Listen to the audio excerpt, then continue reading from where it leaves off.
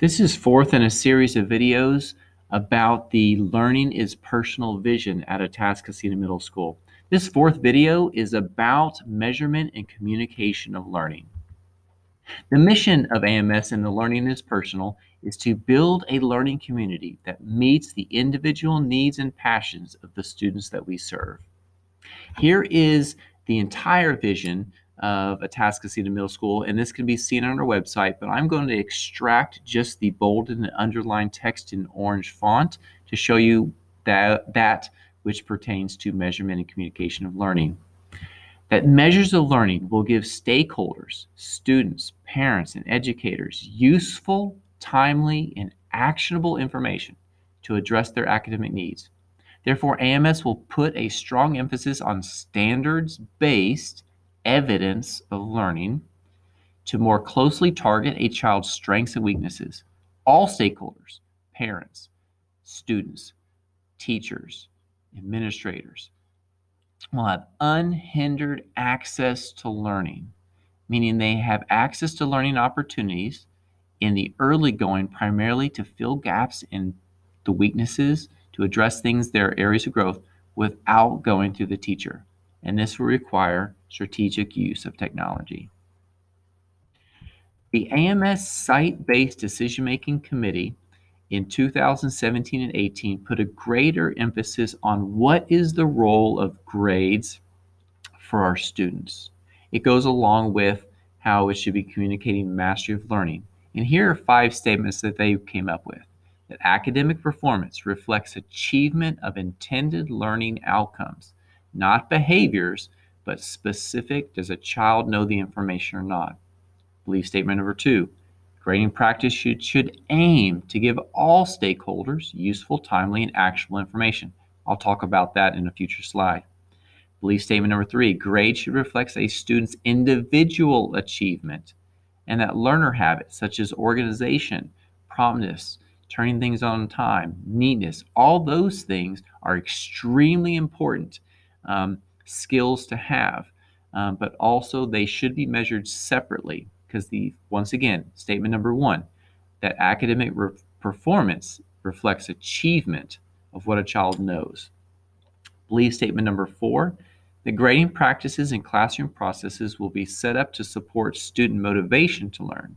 So students are expected to achieve mastery of the intended learning outcomes, or the TEKS, and that the campus system will support opportunities for students to continually demonstrate increased or more academic growth to achieve mastery.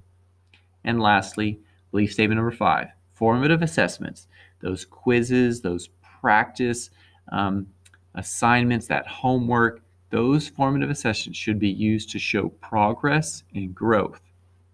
While summative grades, typically they come at the end of the unit. These are typically projects or are traditional tests, should be based on mastery of the learning outcome.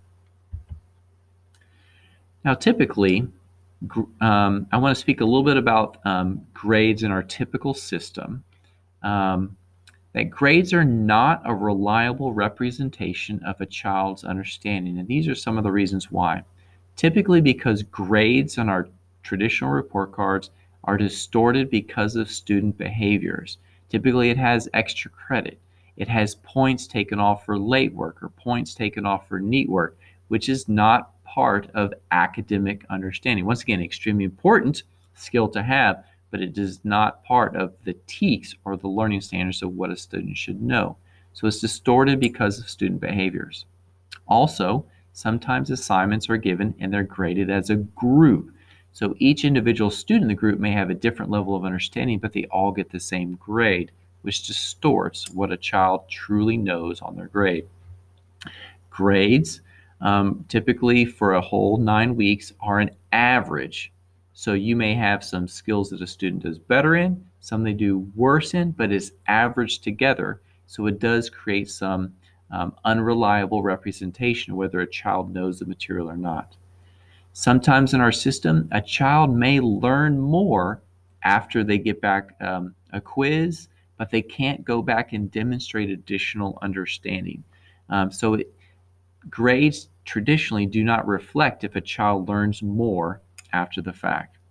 And lastly, grades lack clarity for parents and students. Specifically on these questions, what do I need to work on or what do I need to improve? Because typically it is just one single number. Well, what our goal is in the new vision of learning is to improve this communication of learning. So parents typically ask two questions. What does this grade mean, this single number grade, and how can I help my child? Well, the vision is to provide grade information that is useful, timely, and actionable. Useful meaning that a student's level of understanding, whether it's progressing, proficient, or mastery, is communicated in a clear and simple manner. That it's timely. A student's level of understanding is communicated in a time period, like sometimes within the day, sometimes immediately, so that you get immediate feedback on how well a child is doing on a specific skill or concept. And lastly, that this communication of learning is actionable, but that once you get this information in a timely manner, the parents and students can act on it using either working with a teacher or going online to focus on these areas of growth without unnecessary extra steps like having to send emails, that it is at your fingertips. You get the information that tells you your area of growth, and immediately you can act on it to grow in that area.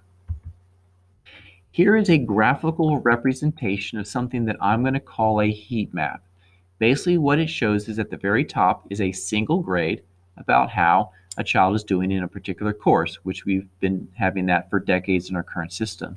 But if you look along the left column, you have a list of strands. In this particular state, Math 6, there are 6 strands according to the state of Texas that a child must know. Process standards, number and operations, proportions, equations and relationships, measurements and data, and personal financial literacy.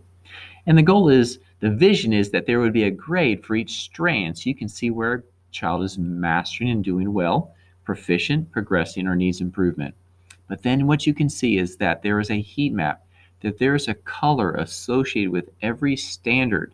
So it is very clear to a parent, to a teacher, or to a student where there are strengths and where there are weaknesses. The strengths can be where a child is mastering or proficient in the material, and weaknesses where they're progressing or need improvement. So of course, this should motivate a child in theory that whenever they see their strengths, whenever they see their weaknesses, very clear to them, and it's useful because it's simple and clear, but also the goal is that it is actionable, that as soon as they see this, that they see areas where they can grow and they can act on it, that they can click on a single standard and automatically they can receive additional instruction and additional opportunities to demonstrate learning. There's a lot more information that will come out about that heat map. That is one of those things in the vision that will probably take longer to implement, but that is the vision that we'd like to bring forward for our parents today. But continue to check our website for additional information, for additional videos over time, and feel free to contact myself, Mr. Kohler, by phone or by email with your comments or questions. Thank you very much.